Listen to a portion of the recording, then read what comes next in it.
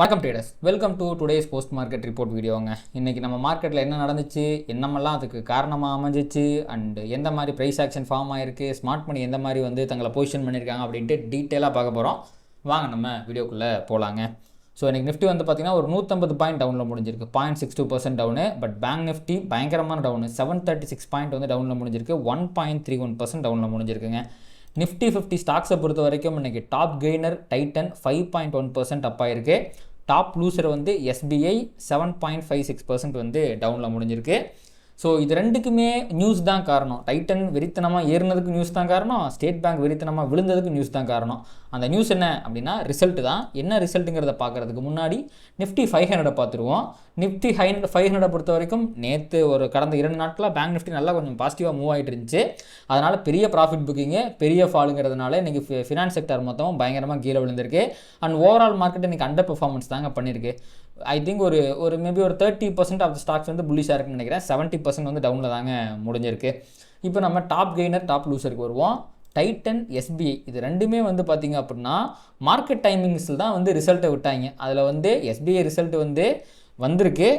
ஆனால் இதை பார்த்த உடனே தெரியும்னு நினைக்கிறேன். இது ஒரு பியரிஷான ரிசல்ட். அதனால தான் எஸ்பிஐ கிராஷ் ஆயிடுச்சு. ஆக்சுவலி நிஃப்டியில் பார்த்திங்கன்னா ஒரு பெரிய ஃபால் வந்துச்சு. இந்த இடத்துல டேலோ உடச்சான் பார்த்தீங்களா, இந்த 1.5க்கு மேலே, அது எஸ்பிஐ ரிசல்ட்டால் தான். ஏன்னா அந்த சமயத்தில் பேங்க் நிஃப்டி வெறிகொண்டு கீழே விழுந்துட்டான். ஸோ இவ்வளோ பெரிய ஃபால் வந்ததன் காரணமாக ஏன்னா நிஃப்டிலையுமே ஸ்டேட் பேங்க் கொஞ்சம் ஹெவி வெயிட் தான். அதுதான் பயங்கரமாக கீழே ட்ராக் பண்ணிட்டு போயிடுச்சு நிஃப்டி அண்ட் பேங்க் நிஃப்டி ரெண்டையுமே. இதே நேரத்தில் டைட்டன் பார்த்திங்கன்னா மீட்ஸ் த எஸ்டிமேட்ஸ் அப்படிங்கிற மாதிரி தான் நான் பார்த்தேன். இருந்தாலும் அந்த ஸ்டாக் வெறிகொண்டு மேலே ஏறிச்சுங்க. எனக்கு புது ஆல் டைம் ஹை டச் பண்ணிடுவான்னு நினைக்கிறேன். எஸ், ஆல்ரெடி அவன் ஆல் டைம் ஹையில் தான் சுற்றிக்கிட்டு இருந்தான். லைட்டாக கீழே வந்தான். அக்குமுலேஷன், மேனிபுலேஷன், டிஸ்ட்ரிபியூஷனில் தான் பார்த்திங்கன்னா மேலே போயிருக்கான். நீங்கள் சார்ட் எடுத்து பாருங்கள், என்னால் சார்ட்டை காட்ட முடியாது. ஸோ இது ரெண்டுமே பார்த்திங்கன்னா ஒரு நல்ல ஒன்று பாசிட்டிவாகவும் ஒன்று நெகட்டிவாகவும் இன்ஃப்ளூயன்ஸ் பண்ணியிருக்க மார்க்கெட்டை. பட் டைட்டன்கிறது நிஃப்டி 50 தான். பட் பயங்கர ஹெவி வெயிட்லாம் இல்லை. எஸ்பிஐ பார்த்திங்கன்னா ஒரு டாப் 10க்குள்ளே இருக்கிறதுனால நிஃப்டி ஓரளவுக்கு இன்ஃப்ளூயன்ஸ் பண்ணியிருக்கு அப்படிங்கிற மாதிரி நம்ம பார்க்குறோங்க. இதுதான் மார்க்கெட் டைமில் மார்க்கெட்டை கொஞ்சம் இன்ஃப்ளூயன்ஸ் பண்ண வாலட்டைலான விஷயம். அப்பார்ட் ஃப்ரம் இட் உங்களுக்கு பார்த்திங்கன்னா இந்த சண்டே அப்படிங்கிறதே கொடூரமாக போயிட்டுருக்குங்க. ஒரு முடிவுக்கே கொண்டு வர மாட்டாங்க போல் இருக்குது. ஸோ எப்போ வேணாலுமே என்ன வேணால் நடக்கலாம். எனக்கு தெரிஞ்சு இந்த வார இறுதிக்குள்ளே ஈரான் அந்த 1 பேஜ் மெமோ ஒரு பீஸ் அக்ரிமெண்ட் மாதிரி ஒன்று ரெடி பண்ணி வச்சுருக்காங்களாட்டிருக்கு. அதுக்கு எதுவும் பதில் சொல்ல அப்படின்னா யூஎஸ் திருப்பி ஏதாவது த்ரெட்டன் பண்ணுறதுக்கு நிறைய வாய்ப்புகள் இருக்குது. ஸோ மண்டே அன்னைக்கு either big gap up or big gap down இந்த வார பேஸ் பண்ணி வருவதற்கு நிறைய வாய்ப்புகள் அப்படிங்கிறது இருக்கத்தாங்க செய்யுது. இப்போ இஸ்ரேல் லெபனான் அட்டாக் பண்ணுறதை நிப்பாட்டவே இல்லை. ஆனால் சீஸ்ஃபயர் ஆனில் தான் இருக்குது. 2 நாடுகளும் சீஸ்ஃபயர், அதாவது போர் நிறுத்த ஒப்பந்தம் தான் பண்ணிக்கலாம் அப்படிங்கிற மாதிரி சொல்லியிருக்காங்க. கால வரையற்றி ட்ரம்ப் அவர்கள் அதை நீட்டிச்சு வச்சுருக்காரு. இருந்தாலும் இஸ்ரேல் லெபனான் அடிக்கிறத நிறுத்தவே இல்லை. இப்போது என்ன வேணால் ஆகலாம் அப்படிங்கிற ஒரு சுச்சுவேஷன் தான் இருக்குது. பட் ஸ்டில் இந்த விஷயம் ஆயில் மார்க்கெட்டை மிகப்பெரிய அளவுக்கு பாதிக்கலைங்க. ஏன்னா இன்றைக்கி மார்னிங்லேருந்தே பார்த்திங்கன்னா ஆயில் கொஞ்சம் டவுனில் தான் போய்கிட்டு இருக்கு. டெக்னிக்கலாக பாருங்களேன், இந்த ஃபேர் வேல்யூ கேப்லேருந்து ப்ரைஸ் ரிவர்ஸ் ஆகி கீழே போயிட்டுருக்கான். டுவர்ட்ஸ் இந்த ஸ்விங் பாயிண்ட் லிக்விடிட்டிக்கு நோக்கி வந்தீங்கன்னா ஆயில் கீழே போயிட்டுருக்கு. ஸோ இப்போதைக்கு பார்த்திங்கன்னா ஆயிலில் பிரச்சனை இல்லை. பட் வீக்கெண்டில் இது அப்படியே தலைகளாக திரும்புவதற்கும் மாறுவதற்கும் நிறைய வாய்ப்புகள் அப்படிங்கிறது இருக்கத்தாங்க செய்யுது. சரி, ஓகே, இப்போ நம்ம நிஃப்டிக்கு வந்துடுவோம். எஸ், நம்ம எல்லாத்தையும் கவர் பண்ணிட்டோம். ஸோ நிஃப்டி பார்த்திங்கன்னா இன்றைக்கி மார்னிங் குளோபல் கியூஸ் கொஞ்சம் பியரிஷாக இருந்ததுனாலையும் நேற்று யூஎஸ் மார்க்கெட்டெல்லாம் கொஞ்சம் பியரிஷாக க்ளோஸ் வச்சதுனாலையும் கேப் டவுனில் தான் ஓப்பன் ஆனாங்க. கேப் டவுனில் ஓப்பன் ஆனவன் இங்கே ஃபஸ்ட்டு இங்கே பாருங்கள், இந்த 15 மினிட்ஸ் ஃபேர் வேல்யூ கேப். ஏன்னா மார்க்கெட் போச்சு இல்லைங்களா, வெனஸ்டே அன்னைக்கு இதே மாதிரி தான் போர் நிறுத்த போகிறாங்கன்னு ஒரு நியூஸ் வந்துச்சு. அதில் இங்கேருந்து தெரிச்சுக்கிட்டு ஓடினான். அப்படி தெரிச்சுக்கிட்டு ஓடினவன் இங்கே ஏகப்பட்ட கேப்புகளை விட்டு போயிருந்தான். அந்த ஒரு கேப்பில் தான் இன்றைக்கி மார்க்கெட் ஓப்பன் ஆச்சு. ஓப்பன் ஆனதுக்கப்புறம் பார்த்திங்கன்னா கீழே இந்த டே லோல்ருந்து பார்த்திங்கன்னா ரிவர்ஸில் போட்டு நல்லா மேலே போனான். அப்படி போகிறவன் இந்த டே ஹையை தொட்டிருக்கணும், அவளால் தொட முடியல. பையர்ஸால் புஷ் பண்ணி மேலே கொண்டு போக முடியல. அதே சமயம் செல்லர்ஸால் டாமினேட் பண்ண முடிஞ்சானா முடியல. ஏன்னா ஆல்ரெடி இந்த இடத்துல, அதாவது இந்த 24,000க்கு மேலே ஏகப்பட்ட பையர்ஸ் இருக்கிறாங்க. அவங்க தான் இத்தனை ஃபேர் வேல்யூ கேப்பை கொண்டு மார்க்கெட்டை மேலே ஏற்றி வச்சுருக்கிறாங்க. அவங்க முதல்ல கிவ் அப் பண்ணால் தான் மார்க்கெட் கீழே போக முடியும். கிவ் அப் பண்ணணும் அப்படின்னா இந்த ரேஞ்ச் இருக்குது பார்த்தீங்களா, இதுதான் அவங்க ஆல்ரெடி பொசிஷன் எடுத்து வச்சுருக்கிற அந்த ரேஞ்சு. இதுதான் அவங்க ஆவரேஜ் பாயிண்ட்டு. இங்கே போய் ப்ரைஸ் ரிவர்ஸ் ஆகி கீழே வந்திருந்தால் தான் மார்க்கெட்டால் ஃபர்தராக கீழே போயிருக்க முடியும். அதுவும் நடக்கலை. இது ரெண்டுமே நடக்காத காரணத்தினால தான் பையர்ஸாலையும் மேலே கொண்டு போக முடியல, செல்லர்ஸாலையும் கீழே இறக்க முடியல. நிஃப்டி வந்து பார்த்திங்கன்னா ஃபுல் கன்சால்டேஷனில் வந்து பார்த்திங்கன்னா கீழே க்ளோஸ் வச்சுருக்கு. இதன் மூலமாக நமக்கு தெரியக்கூட செய்தி என்னென்னா, இங்கேயும் ஏகப்பட்ட லிக்விடிட்டி இருக்குது, இங்கேயும் ஏகப்பட்ட லிக்விடிட்டி இருக்குது. அண்ட் இப்போ வந்து பார்த்திங்கன்னா நம்ம எப்படி சொல்லலாம், இது அக்குமுலேஷன், மேனிப்புலேஷன், டிஸ்ட்ரிபியூஷனை கணக்கு வச்சிங்கன்னா அந்த டிஸ்ட்ரிபியூஷன் மூவ் வந்து கிக் ஆஃப் ஆயிடுச்சு. பட் இன்னும் பெருசாக கீழே போகிறதுக்கு உண்டான சைன்ஸ்லாம் தெரில. நம்ம பொசிஷன்லாம் பார்த்துருக்கோம், 24,000 தாண்டினா தான் கீழே போக முடியும்னு. 2 நாள்லேயே வந்து பார்த்திங்கன்னா கிட்டத்தட்ட 500லேருந்து 200 வரைக்கும் 300 பாயிண்ட் டவுன் ஆயிடுச்சு. பார்ப்போம் 24,000 தாண்டுவானா அப்படிங்கிறத நம்ம பொறுத்து இருந்து தான் பார்க்கணும். அண்ட் இப்போவுமே கூட பாருங்கள், எஸ் இதுவுமே டெய்லி டைம் ஃப்ரேமில் இருக்க அக்குமுலேஷன், மேனிப்புலேஷன், டிஸ்ட்ரிபியூஷனும் கீழே தான் வரணும். அந்த கீழே வரதுக்கான டார்கெட் அப்படிங்கிறது இங்கே இருக்க இந்த ஸ்விங் பாயிண்ட் லிக்விடிட்டி 23,797, ரவுண்டாக சொல்லணும்னா 800ன்னு வச்சுக்கலாம். அந்த 23,800 வரைக்கும் இன்னொரு 400 பாயிண்ட் வரைக்கும் கீழே விழுறதுக்கான வாய்ப்புகள் இருக்குது. ஆனால் அது எப்போ நடக்கும்னா, இந்த ஃபேர் வேல்யூ கேப் இருக்கு இல்லைங்களா, இது இன்வெஸ்ட் ஆனால் தான் நடக்கும்.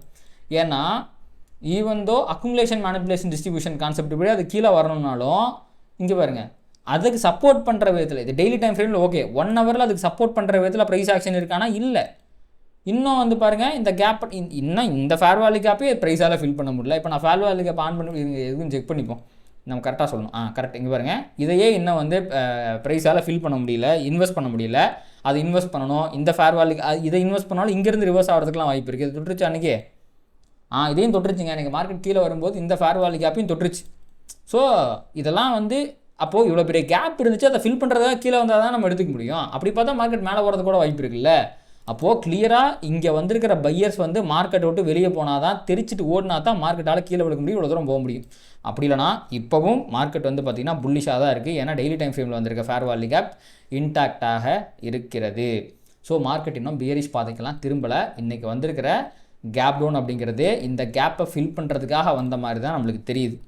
இங்கே ஆவரேஜ் பண்ணியிருந்தால் கண்டிப்பாக மார்க்கெட் கீழே விழுந்திருக்கிறதுக்கு வாய்ப்பு இருக்குது. இப்போ ஆவரேஜும் பண்ணலை அப்படிங்கிறதுனால சப்போஸ் இங்கேருந்து மார்க்கெட் மேலே போனாலும் இந்த பாயிண்ட் இருக்குது பார்த்தீங்களா, இது வந்து ஒரு மிகப்பெரிய சப்ளை ஜோனாக ஆக்ட் ஆகி ப்ரைஸை ரிவர்ஸ் பண்ணுறதுக்கு வாய்ப்பு இருக்குது. அப்படி ப்ரைஸ் ரிவர்ஸ் ஆகி இந்த லோவை தாண்டிடுச்சுன்னா மோஸ்ட் லைக்லி அது ஃபர்தராக 24,000 தாண்டுவதற்கு வாய்ப்பு இருக்குது, ஃபர்தராக கீழே போகிறதுக்கும் வாய்ப்பு இருக்குது. அப்படி இல்லாமல் மேலேயே போக வேணாம், பரவாயில்ல, இப்போ இங்கே மேலே போக வேணாம் பரவாயில்ல. ஆனால் அப்படி மேலே போகாமல் கீழே வந்தாலும் 24,000 தாண்டணும். எப்படி தாண்டினாலும் 24,000 தாண்டினா தான் மார்க்கெட்டால் ஃபர்தராக 23,800க்கு போக முடியும். இப்போது இது ஒரு சப்ளை ஜோனாக ஃபார்ம் ஆகிருக்கு. சப்போஸ் கேப் டவுன் ஆயிடுச்சுன்னா இங்கே நடந்துருக்க கன்சல்டேஷன் ஒரு சப்ளை ஜோனாக ஃபார்ம் ஆயிடும். அப்போது சப்போஸ் இதுக்கப்புறம் ஏதாவது மண்டே அன்றைக்கி நியூஸ் எல்லாம் மார்க்கெட் கீழே வந்தாலும் இங்கே ஆவரேஜ் பண்ணால் தான் பெரிய ஃபால் வரும். அப்படி ஆவரேஜ் பண்ணாமல் கீழே போனோம் அப்படின்னா கண்டிப்பாக ரீட்ரேஸ்மெண்ட் கொடூரமாக மேலே போகிறதுக்கு தான் வாய்ப்புகள் அப்படிங்கிறது இருக்குது. ஸோ இன்னும் பையர்ஸ் கிவ் அப் பண்ணல அப்படிங்கிறது தான் இன்றைக்கான ப்ரைஸ் ஆக்ஷன் மூலமாக நிஃப்டியில் நம்மளுக்கு தெரிய வருதுங்க. அண்ட் இன்ட்ராடே ப்ரைஸ் ஆக்ஷனை பொறுத்த வரைக்கும் இன்றைக்கி 15 மினிட்ஸில் ஒரு ஃபேர் வேல்யூ கேப் கூட வரல. அண்ட் நிறையா ஸ்விங் பாயிண்ட் லிக்விடிட்டிஸ் வந்து பார்த்திங்கன்னா ரெஸ்பெக்ட் ஆச்சு. இன் 5 மினிட்ஸ் டைம் ஃப்ரேமில் வந்து பார்த்திங்க அப்படின்னா இங்கே பாருங்கள், இங்கே இருக்கிற ஸ்விங் பாயிண்ட் லிக்விடிட்டி ஓரளவுக்கு ரெஸ்பெக்ட் ஆச்சு. ஸோ இன்றைக்கான ஸ்கேல்பர்ஸ்க்கான டே நம்ம சொல்லலாங்க. ஸ்கேல்பர்ஸ்க்கு தான் நிறைய ஆப்பர்ச்சுனிட்டிஸ் வந்து கிடச்சிருக்கும். அண்ட் இங்கே இருக்கிற ஸ்விங் பாயிண்ட் லிக்விடிட்டி ரெஸ்பெக்ட் ஆகலை, ஏன்னா உங்களுக்கு வந்து அவ்வளோ தூரம் போகவே இல்லை. பட் இந்த சமயத்தில் வந்து பார்த்திங்கன்னா பேங்க் நிஃப்டி ஒரு ஃபேர் வேல்யூ கேப் 15 மினிட்ஸோட ஃபேர் வேல்யூ கேப்லேருந்து ரிவர்ஸ் ஆகிட்டான். உங்களுக்கு பார்த்தா தெரியும்னு நினைக்கிறேன். இதுக்குள்ளே இருக்கிற ஃபேர் வேல்யூ கேப்லேருந்து ரிவர்ஸ் ஆயிடுச்சு.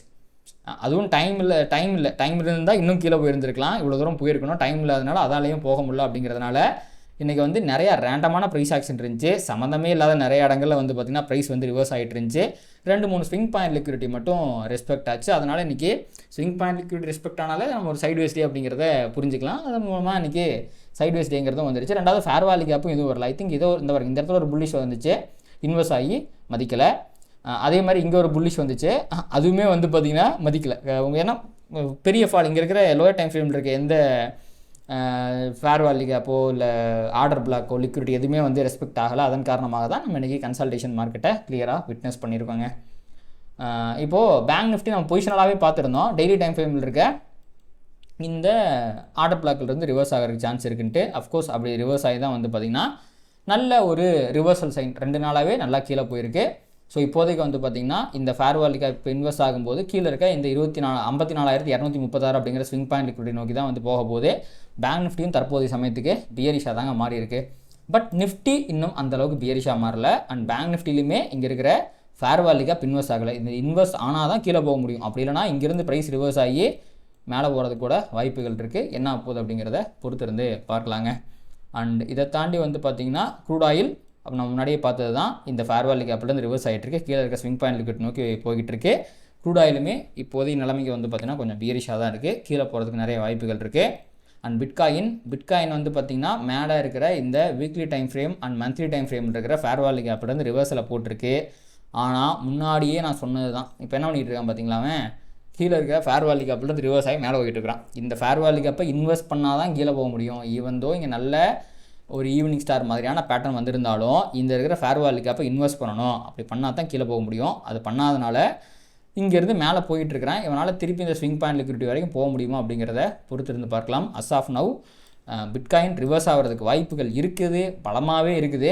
அதற்கான காற்று இன்னும் வீச ஆரம்பிக்கலை, காற்று நம்ம பக்கம் வரல. வந்துச்சுன்னா பொலன்னு விழுந்துருவான். அதற்காக தான் காத்துக்கின்னு இருக்கேன், எப்போ வருங்கிறத பொறுத்திருந்து பார்க்கலாம். அண்ட் கோல்டு வந்து பார்த்திங்கன்னா என்ன பண்ணுறான், நம்ம நேற்றே பார்த்துருந்தோம் ஃபேர் வேல்யூ கேப் ஃபார்ம் இருக்குன்னு. ஃபேர் வேல்யூ கேப்லேருந்து ரிவர்ஸ் ஆகி மேலே போயிட்டுருக்கான். இப்போ வந்து பார்த்திங்கன்னா இந்த பாருங்கள், நேற்று போட்டு வச்ச லைன் தான், அதை கூட நான் டெலிட் பண்ணாமல் இருக்கேன் பாருங்கள். இப்போது இங்கே போயிட்டுருக்கிறான், இங்கே வரைக்கும் இப்படி போயிட்டான். ஃபர்தராக ஃபேர் வேல்யூ கேப் போட்டானா புல்லிஷ் ஆர்டர் ஃப்ளோ அப்படிங்கிறது கன்ஃபார்ம் ஆயிரும். கோல்டு வந்து பார்த்திங்கன்னா ஃபர்தராக மேலே போகிறதுக்கு நிறைய வாய்ப்புகள் அப்படிங்கிறது ஏற்பட்டுரும். பொறுத்திருந்து பார்க்கலாம். இப்போதைக்கு கோல்டு அப்படிங்கிறது புல்லிஷாக இருக்குங்க. அண்ட் இப்போ கரண்ட்டாக வேர்ல்டு மார்க்கெட் ஃபியூச்சர்ஸ்லாம் எப்படி இருக்குங்கிறத பார்த்துடலாம் ஒரே செகண்டு. அதை வச்சே நம்ம யூஎஸ் மார்க்கெட்டை ஓரளவு கணிச்சிடலாம். ஏன்னா டெய்லி மேலே தான் போயிட்டு இருக்கிறான். இது ஒரு சிறிய ப்ராஃபிட் புக்கிங் தான். இப்பவும் பாருங்கள், அந்த ப்ராஃபிட் புக்கிங்லாம் தாண்டி புல்லிஷாக இருக்குது. ஆனால் மற்ற யூரோப்பியன் மார்க்கெட்லாம் பியரிஷாக தான் இருக்குது, நம்ம மார்க்கெட் மாதிரி. அமெரிக்காவை மட்டும்தாங்க இந்த போர் ஒன்றுமே பண்ணலை. அவன் எதுவுமே, அவன் ரொம்ப டேஞ்சர் ஃபெல்லோ சார், அவனெல்லாம் பிடிக்க முடியாது அப்படிங்கிற மாதிரி டெய்லியும் வந்து பார்த்திங்கன்னா மேலே போயிட்டுருக்கிறான். கொஞ்சம் கடுப்பாக தான் இருக்குது. நம்ம மார்க்கெட் இப்படி கதறிட்டு இருக்கும்போது அவன் மட்டும் ஜாலியாக மேலே வருது. கிட்டத்தட்ட நேற்றோட ஹைக்கிட்டே போயிட்டான் பாருங்கள். பட்டு இந்த ஆர்டர் பிளாக் இருக்குங்களா, நாஸ்டாக் வந்து இந்த ஆர்டர் பிளாக் தாண்டாமல் பியரிஷாக மாற முடியாது. நேற்று ஒரு 0.12% டவுனில் முடிஞ்சாலும் இப்போ கேப் ஆகி வந்து பார்த்திங்கன்னா மேலே தான் சென்று கொண்டிருக்கிறான். பொறுத்திருந்து பார்க்கலாம். அப்படி ஏதாவது ப்ராஃபிட் புக்கிங்கில் கீழே வந்தாலும் இங்கே பாருங்க எத்தனை ஃபேர் வேல்யூ கேப் டச் பண்ணாமல் இருக்குன்ட்டு. இங்கெல்லாம் வந்து ரிவர்ஸ் ஆகி போகிறதுக்கு தான் நிறைய வாய்ப்பு இருக்குது. As of now there is no bearish in US மார்க்கெட்டுங்க. இதுதான் கள நிலவரம். அண்ட் கண்டிப்பாக வர வீக்கெண்டில் இந்த ஈரான் யூஎஸ் ரிலேட்டடாக ஏதோ ஒரு 7.5 இழுப்பாங்க. அது பெரிய பாசிட்டிவ் நியூஸை விதைக்கிறதுக்கு வாய்ப்புகள் இருக்குது. அது மார்க்கெட்டில் ஒரு பெரிய கேப்போ ஒரு கேப் டவுனோ கொண்டு வரதுக்கு வாய்ப்பு இருக்குது. அதை பற்றி நம்ம வீக்கெண்ட் வீடியோவில் டிஸ்கஸ் பண்ணலாம். இப்போதைக்கு வந்து பார்த்திங்கன்னா இந்த வீடியோ நம்ம முடிச்சுக்கலாங்க. கண்டிப்பாக இந்த வீடியோ உங்களுக்கு ஹெல்ப்ஃபுல்லாக இருந்துருக்கு நினைக்கிறேன். இந்த வீடியோ உங்களுக்கு பிடிச்சிருந்துச்சுன்னா அதை லைக் பண்ணுங்கள், கமெண்ட் பண்ணுங்கள். ஏதாவது டவுட் இருந்தாலுமே கமெண்ட் பண்ணுங்கள். அண்ட் அதை தாண்டி ட்ரேட் பண்ணுற மற்ற நண்பர்களுக்கும் ஷேர் பண்ணுங்கள். அது யூடியூப் கருத்து ட்ரிகர் பண்ணி நிறையா பார்வையாளர் நம்ம சேனலுக்கு கொண்டு வந்து சேர்க்கும். நன்றி. Traders, stock market is all about probabilities and trading is all about risk management. இங்கே 100% ஒர்க் ஆகக்கூடிய ஒரு விஷயம் கிடையவே கிடையாது. இதை தெரிஞ்சுக்காமல் நீங்கள் ட்ரேட் பண்ணிங்க அப்படின்னா நீங்கள் லாஸஸ் பண்ணுறதுக்கு நிறைய வாய்ப்புகள் இருக்குது. அதனால் உங்களுடைய ஃபினான்ஷியல் அட்வைசரை கன்சல்ட் பண்ணிவிட்டு அதுக்கப்புறமா ட்ரேட் பண்ணுங்கள். இந்த வீடியோவில் நான் சொல்கிற எல்லாமே எஜுகேஷன் பர்பஸ்க்காக தான்.